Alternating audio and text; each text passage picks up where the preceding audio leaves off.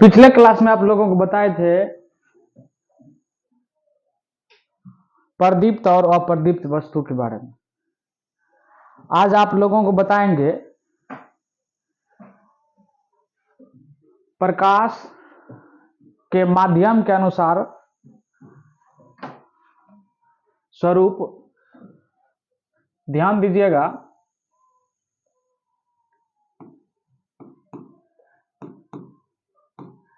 प्रकाश के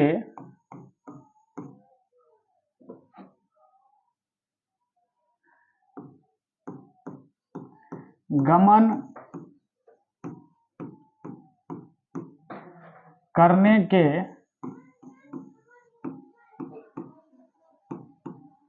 आधार पर माध्यम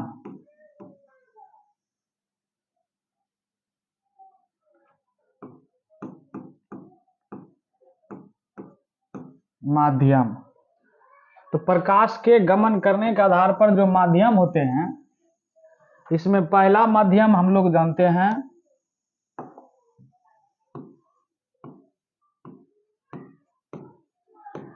पारदर्शी।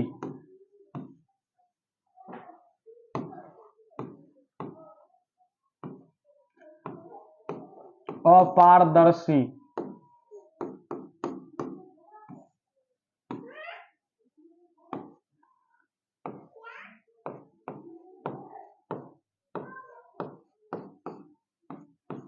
पारभासी। ये तीन तरह के माध्यम को पढ़ना है। एक होता है पारदर्शी, एक होता है अपारदर्शी, एक होता है पारभासी। तो इसमें सबसे पहले हम लोग पारदर्शी के बारे में जानते हैं।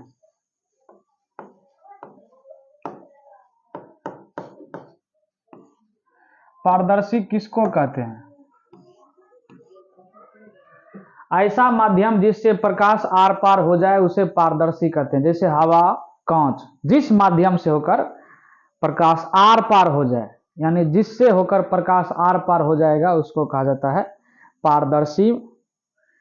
तो देखिए, जिस माध्यम से प्रकाश आसानी से आर पार हो जाए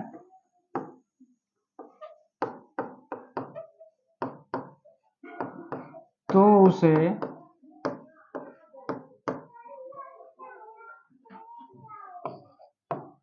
पारदर्शी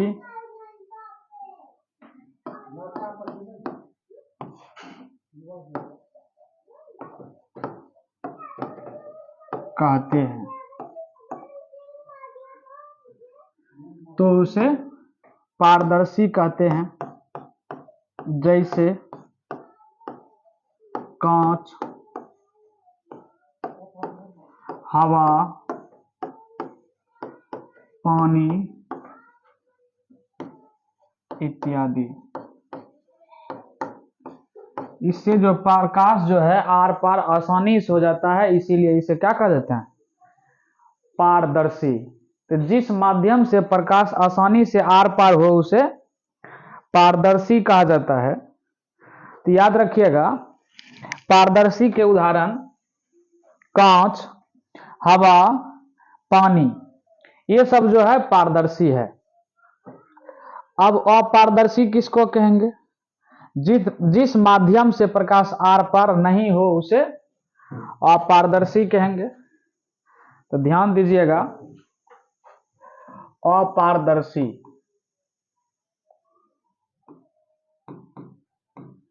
अपारदर्शी अपारदर्शी किसको कहेंगे? जिस माध्यम से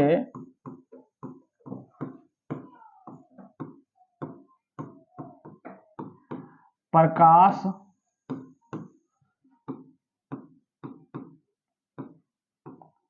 आर पार नहीं हो उसे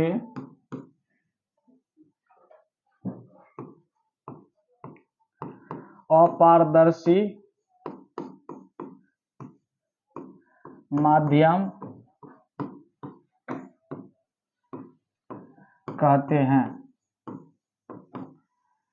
जैसे देखिए,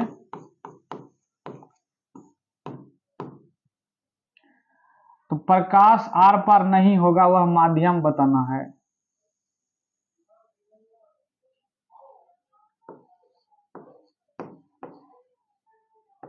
जैसे हो गया अखबार, ईंट, उसके बाद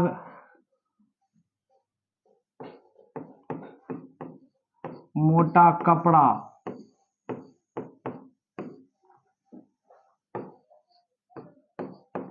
इत्यादि। तो जिस माध्यम से प्रकाश आर पार आसानी से नहीं हो उसे अपारदर्शी कहा जाता है। तो अपारदर्शी के लिए हमने देखा कि जिस माध्यम से प्रकाश आर पार नहीं हो उसे अपारदर्शी कहते हैं। जैसे हो गया अखबार, ईंट, मोटा कपड़ा, पत्थर, ये सब जो है अपारदर्शी हो जाएंगे। अब जो आता है पारभासी।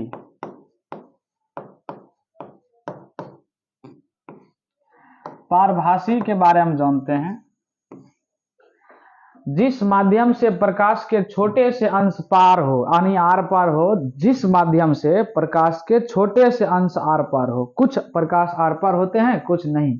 जैसे तेल लगा हुआ कांच, तेल लगा हुआ कागज, उसके बाद जो है तेल लगा हुआ कागज के बाद जो है घिसा हुआ कांच, घिस देंगे तो उससे प्रकाश कुछ मात्रा में आर पार होंगे, तो उसको कहा जाता है पारभासी वस्तु। उसके बाद हो गया धुआं। तो ये सब जो है पारभासी में आएंगे। तो जिस माध्यम से प्रकाश के छोटे से अंश या छोटे से भाग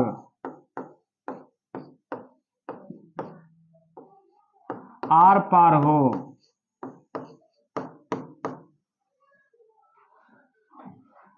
उसे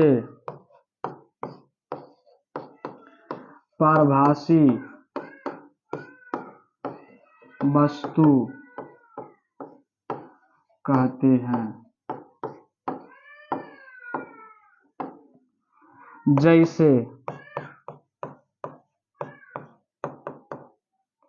जैसे समझिए तेल लगा हुआ कागज,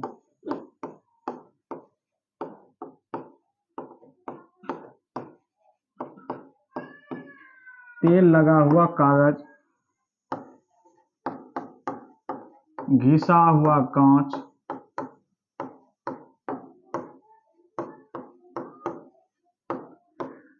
कुहेसा, ये सब होंगे उदाहरण आपका। तो आपको याद रखना है, तेल लगा हुआ कागज, घिसा हुआ कांच, कुहासा, ये सब चीज जो है पारभासी वस्तु का उदाहरण है। तो हमने देखा प्रकाश के गमन करने के आधार पर माध्यम, तो पारदर्शी हुआ, अपारदर्शी हुआ, पारभासी। जिससे प्रकाश आर पार चल जाए उसको कहते हैं पारदर्शी, जिससे आर पार नहीं हो उसको कहते हैं अपारदर्शी, जिससे कुछ मात्रा में प्रकाश आर पार हो उसे कहा जाता है पारभासी। तो इसमें आपको उदाहरण के साथ साथ समझना भी है किस माध्यम से प्रकाश आर पार होंगे, किस माध्यम से प्रकाश आर पार नहीं होंगे, और किस माध्यम से कुछ अंश प्रकाश का आर पार होगा। तो जब इस तरह के होते हैं तो उसको कहा जाता है अलग अलग माध्यम। जैसे देखे हम लोग पारदर्शी, तो जिससे आर पार हो उसे पारदर्शी, जिससे आर पार प्रकाश नहीं हो उसको कहा जाता है अपारदर्शी, जिससे आर पार प्रकाश की किरण कुछ अंश में हो उसको कहा जाता है पारभासी। अब जो है प्रकाश के गमन करने के माध्यम के आधार पर हम पढ़े। अब जो है हम पढ़ेंगे प्रकाश के किरण।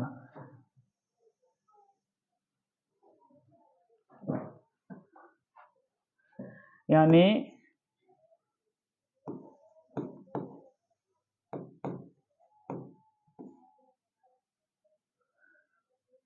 प्रकाश पुंज या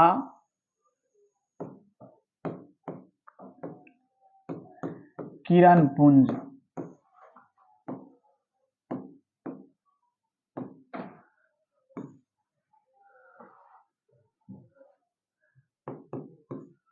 देखिए किरण पुंज को जो है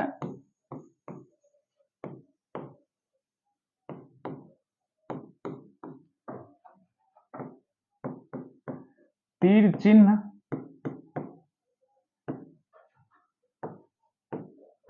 सरल रेखा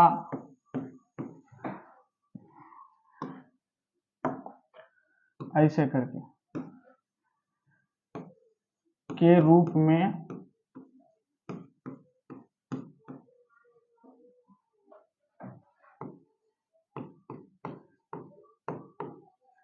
दिखाया जाता है। चलिए, तो इस तीर चिन्ह के आधार पर इसको दिखाया जाएगा। अब किरण पुंज किसको कहेंगे वो जानना है। किरणों के समूह को किरण पुंज कहते हैं। किरणों के समूह को किरण पुंज या प्रकाश पुंज कहा जाता है। देखिए जैसे जो है एक समूह है इस तरह से,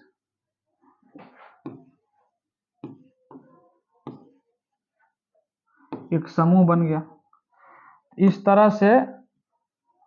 इसको जो है जैसे के रूप में नहीं भी लिखेंगे नीचे दिखा दीजिएगा तो हो जाएगा। देखिए ये है किरणों का समूह,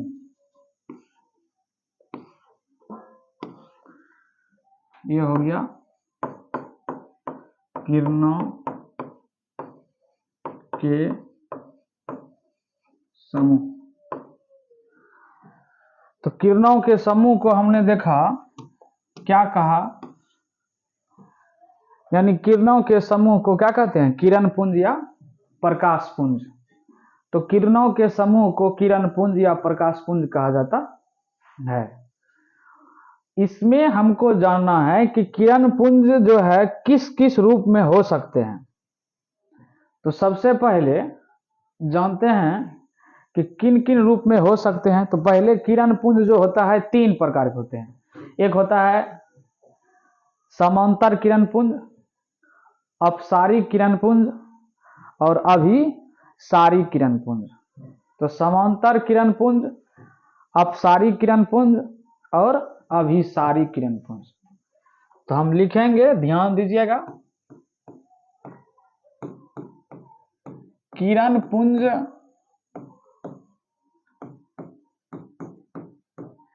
तीन प्रकार के होते हैं।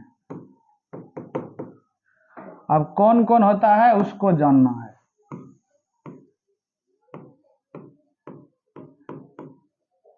समांतर किरण पुंज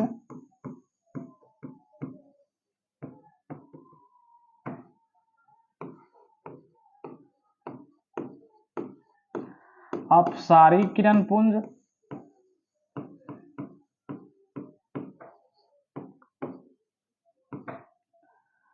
तीसरा है अभिसारी किरण पुंज। अभिसारी किरण पुंज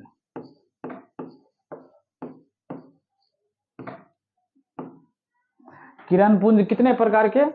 तो 3 प्रकार के, समांतर किरण पुंज, अपसारी किरण पुंज और अभिसारी किरण पुंज। तो समांतर किरण पुंज, अपसारी किरण पुंज और अभिसारी किरण पुंज। तो याद रखिएगा किरण पुंज कितने प्रकार के होते हैं। किरण पुंज कितने प्रकार के होते हैं, तो याद रखिएगा किरण पुंज जो है 3 प्रकार के होते हैं। तो इसमें ध्यान रखना है, जैसे अभी प्रकाश पुंज को तीर चिन्ह से दिखाया जाता है। अभी देखिए जो किरणों के समूह हुआ, तो ये प्रकाश के किरण ए हुआ, इसको क्या कहते हैं याद रखिएगा, इसको कहते हैं प्रकाश के किरण। ये हुआ आपका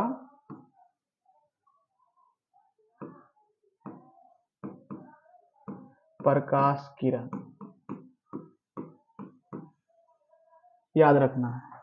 इसको प्रकाश किरण तीर चिन्ह से दिखाएंगे। तो इसके बाद आप लोगों को ये समझना है कि किरण पुंज जो अभी दिखाए आप लोगों को 3 तरह के होते हैं। इस तीनों में सबसे पहले हम पढ़ते हैं समांतर किरण पुंज। फर्स्ट ऑफ ऑल पहला है समांतर किरण पुंज।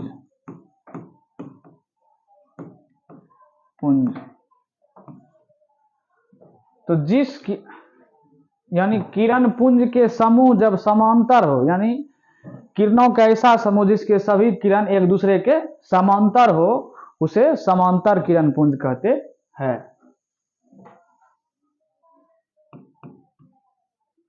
ध्यान दीजिए, प्रकाश किरणों के सभी किरण जब समांतर हो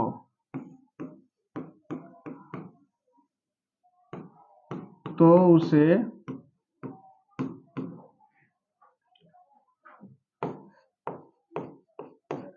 समांतर किरण पुंज कहते हैं।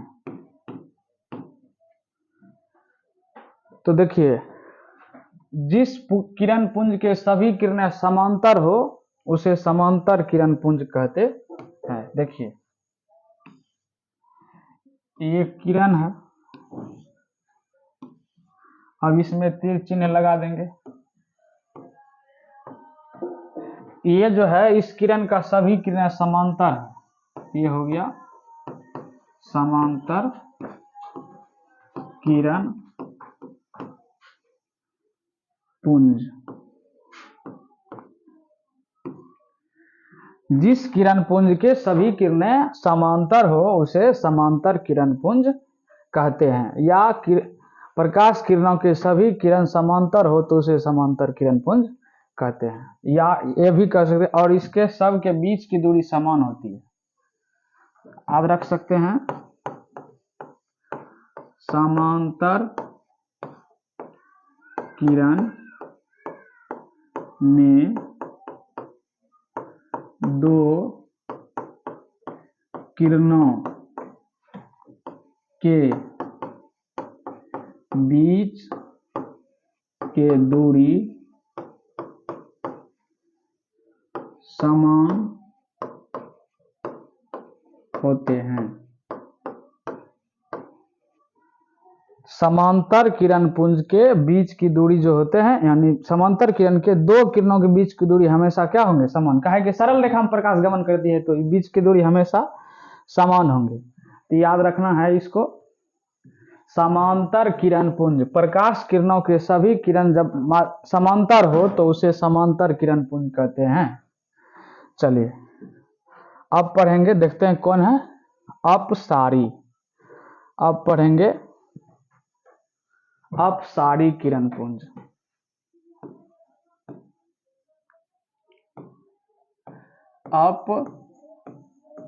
अपसारी किरण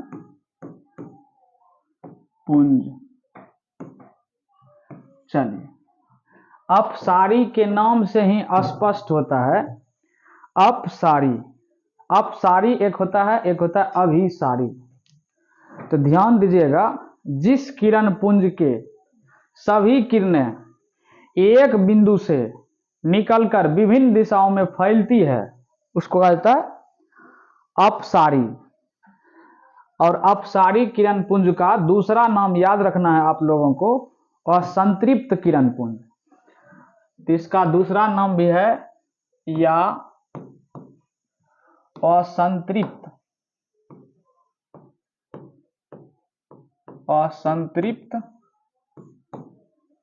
किरण पुंज। चलिए जानते हैं असंतृप्त किरण पुंज किसको कहते हैं। जिस किरण पुंज के सभी किरणें एक बिंदु से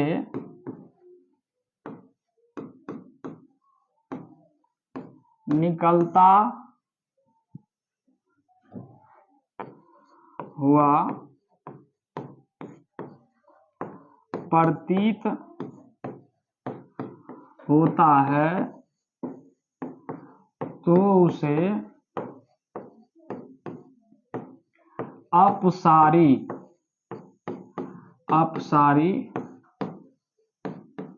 किरण पुंज कहते हैं। जिस किरण पुंज के सभी किरणें एक बिंदु से निकलता हुआ प्रतीत होता है, यानी कहने का मतलब है कि एक बिंदु है, इस बिंदु से जो है ना इधर इधर इधर इधर इधर इधर ऐसे निकलता हुआ प्रतीत हो तब उसको कहा जाता है अपसारी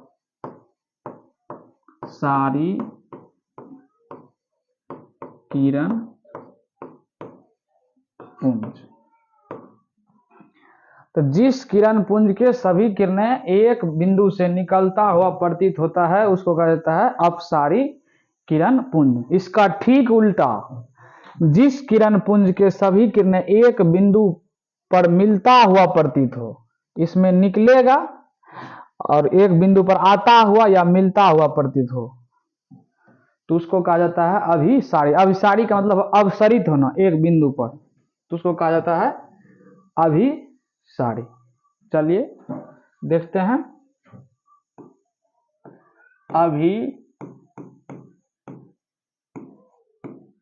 अभिसारी किरण पुंज। इसका दूसरा नाम है संतृप्त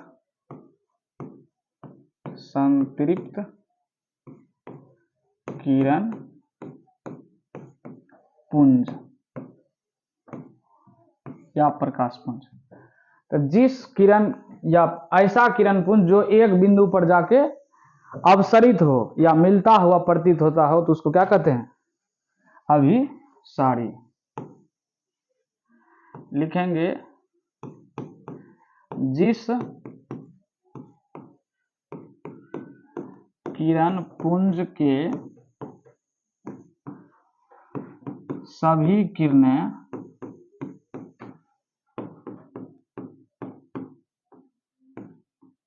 एक बिंदु पर मिलता हुआ या आता हुआ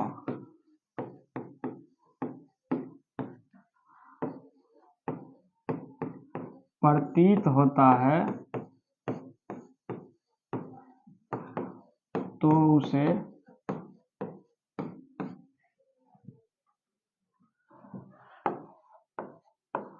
अभिसारी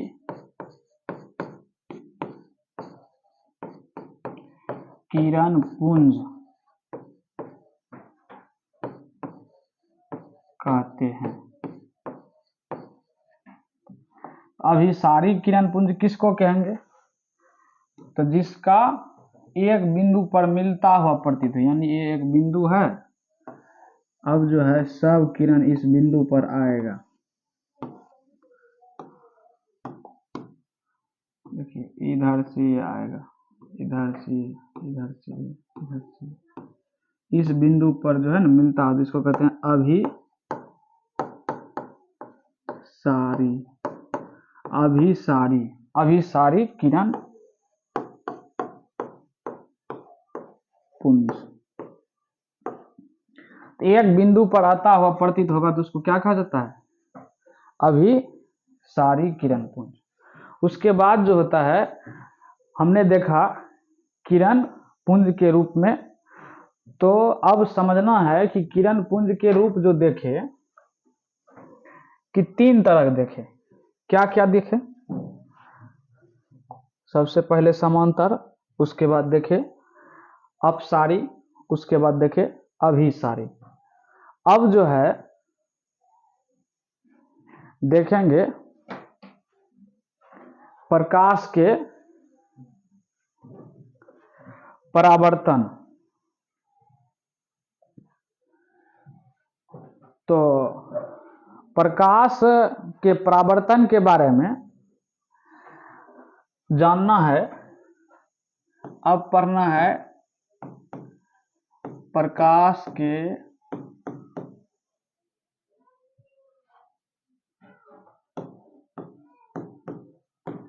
परावर्तन।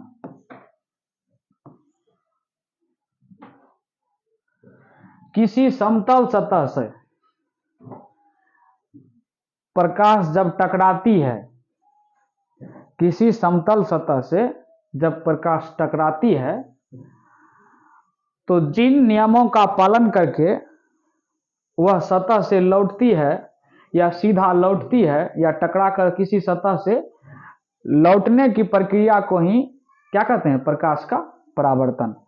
तो प्रकाश जब किसी सतह से टकराकर लौटती है तो उसको ही कहा जाता है प्रकाश का परावर्तन। तो क्या लिखेंगे? प्रकाश जब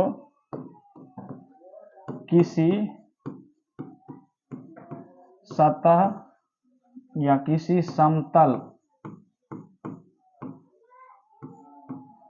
सतह से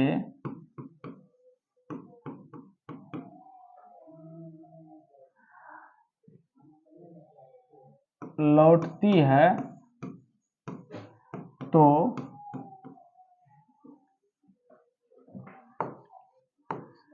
इस घटना को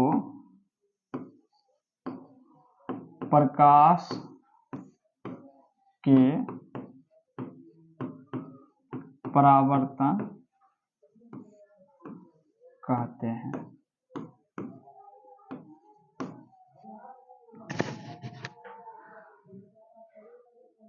अब जो है एक बात यहां समझने वाला है कि प्रकाश समतल सतह से भी टकरा सकता है, उबड़ खाबड़ से भी टकरा सकता है। तो ये प्रकाश के परावर्तन भी दो तरह से होते हैं, एक होता है समतल सतह से, एक होता है सीधा। हम लिख सकते हैं प्रकाश जब किसी समतल सतह या किसी सतह से प्रकाश जब किसी समतल सतह से लौटती नहीं है। देखिए इसमें गड़बड़ हो गया, ध्यान दीजिए। प्रकाश जब किसी सतह से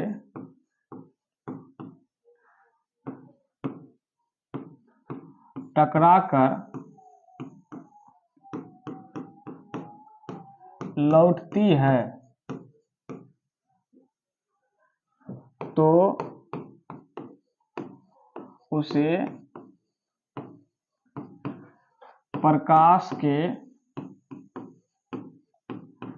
परावर्तन कहते हैं। तो प्रकाश जब किसी सतह से टकराकर लौटेगा तो उसको प्रकाश का परावर्तन कहते हैं। जैसे ये सतह है, तो ये समतल सतह मान लिया गया, तो प्रकाश इस पर पड़ा ऐसे, और ये जो है ना लौट गया उधर।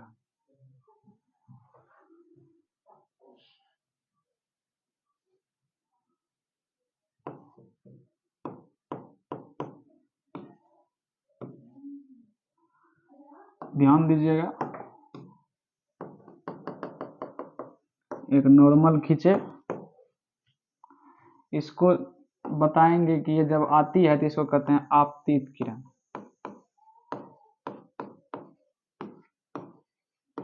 आपतित किरण जब इस सतह पर पड़ा तो लौटा, इसको कहते हैं परावर्तित किरण।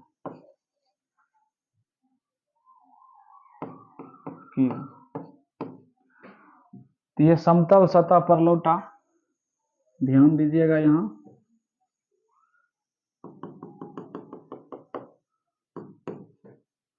अब जो है ये ऊबड़ खाबड़ है सतह,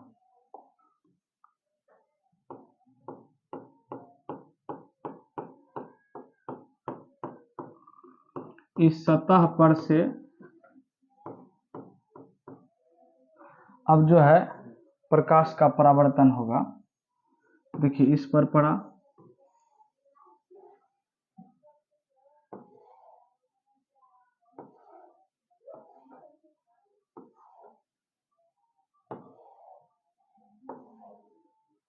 देखिए ये जो है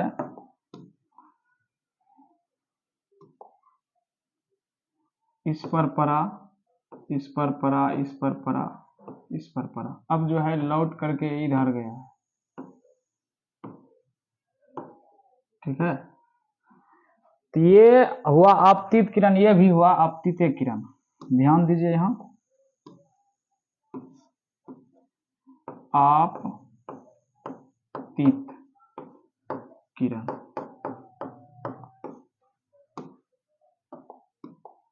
ये जो लौटा इसको कहते हैं परावर्तित किरण। तो ये सतह हो गया परावर्तित किरण। आपतित किरण में तो हमने देखा प्रकाश जब किसी सतह से टकराकर लौटती है तो उसे प्रकाश के परावर्तन कहते हैं।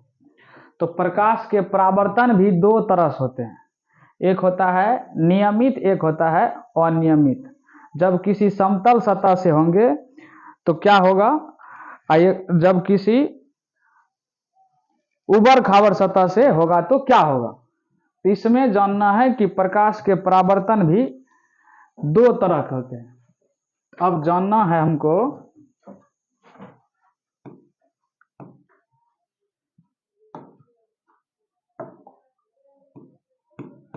प्रकाश के परावर्तन दो प्रकार से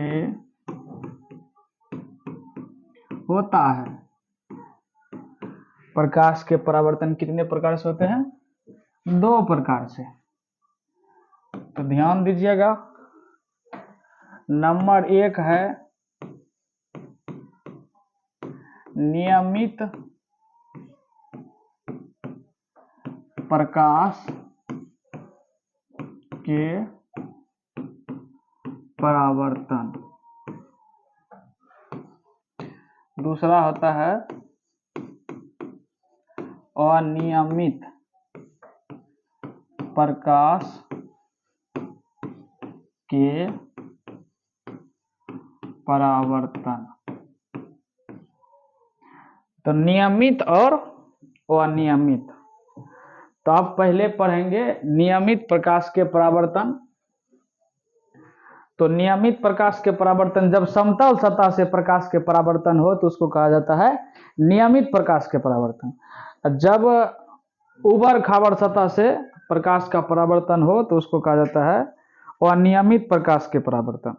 तो प्रकाश के परावर्तन दो तरह से होते हैं। तो ध्यान देना है, पहला जो है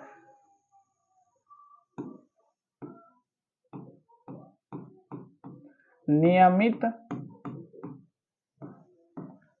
प्रकाश के परावर्तन। तो नियमित प्रकाश के परावर्तन में क्या होगा, जब समतल सतह से प्रकाश के परावर्तन होते हैं तो उसको नियमित प्रकाश के परावर्तन कहा जाता है। जब समतल सतह से प्रकाश के परावर्तन होते हैं तो उसे नियमित प्रकाश के परावर्तन कहते हैं। तो ध्यान दीजिएगा, नियमित के लिए क्या होंगे, समतल सतह होंगे। इस समतल सतह में एक साइड जो है कुछ पेंट कर दिया गया। अब जो है क्यों किया गया वो जानना, क्या है कि प्रकाश इस पर पड़ेगा तो इस पार से उस पार ना हो जाए, इसलिए क्या किया है। चलिए, अब जो है इस पर प्रकाश की किरण पड़ा, अब परावर्तित होकर के लौट गया। अब जैसे परावर्तित होकर के लौटा तो ध्यान दीजिए, यहां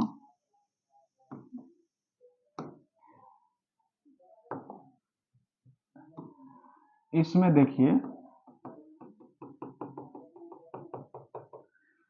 इस सतह पर पड़ा, ये O है, इधर से इधर, ठीक है। इसको हम लोग कहते हैं आपतित किरण। क्या कहते हैं? आपतित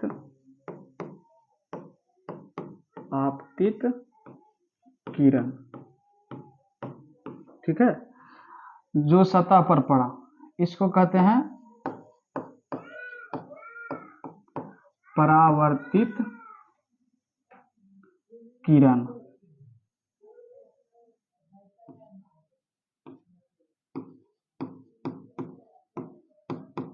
परावर्तित किरण। तो ये लौटा इधर, इस पर पड़ने के बाद ये लंब है, इसको अभिलंब बोलते हैं, अभिलंब। जब बताएंगे प्रकाश के मापन के बारे में तो जैसे प्रकाश गया तब कितना वेग से गया ये तो जान लिए थे कि सबसे अधिक 3 × 10⁸ होता है। तो अब माध्यम अलग अलग होंगे, प्रकाश की चाल अलग अलग होती है। उसी तरह से जब ज्यादा दूर तक जाएगा तो क्या प्रकाश की लेवल खत्म हो जाएगा, क्या प्रकाश ज़्यादा दूर तक के लिए चल पाते हैं, ये सब इसमें थोड़ा जानेंगे। लेकिन ध्यान देना है यहाँ, अगर समतल सतह से होगा तो उसको कहा जाता है नियमित। अब जो है अगला वो है अनियमित प्रकाश के परावर्तन। अनियमित प्रकाश के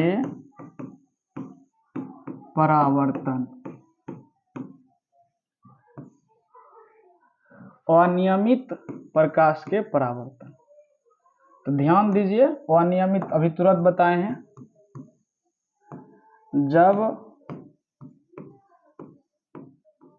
समतल सतह से नहीं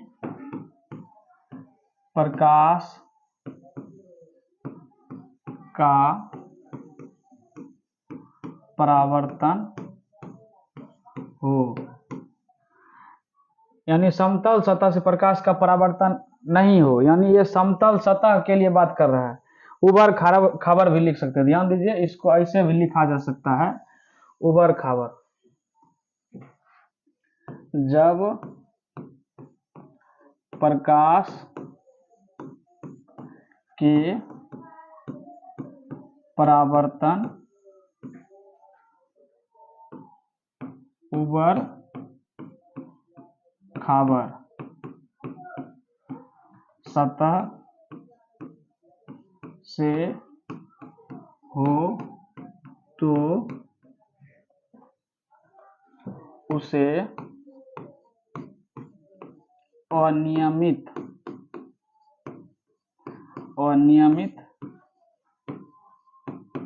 प्रकाश के परावर्तन कहते हैं। देखिए, अनियमित के मतलब बता चुके हैं। जैसे ये सतह है, अब इसमें जो है प्रकाश के परावर्तन होंगे, तो इस पर किरण पड़ा,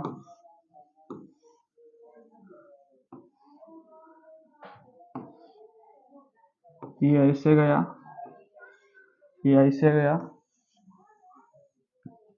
ध्यान दीजिए।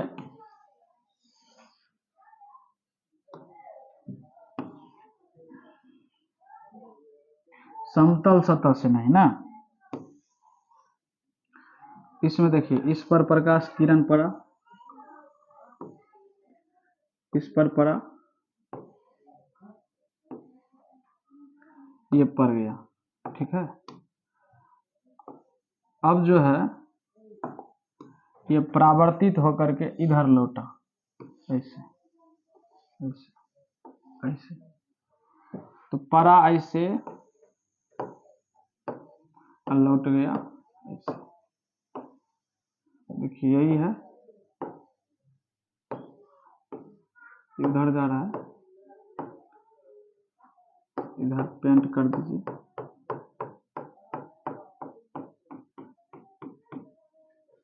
इसको बोलते हैं अनियमित प्रकाश के परावर्तन। तो समतल सतह से ना होकर के प्रकाश के परावर्तन, तब उसको क्या कहा जाता है? अनियमित प्रकाश के परावर्तन। तो यहीं तक रहने देते हैं, अगले क्लास में मिलते हैं।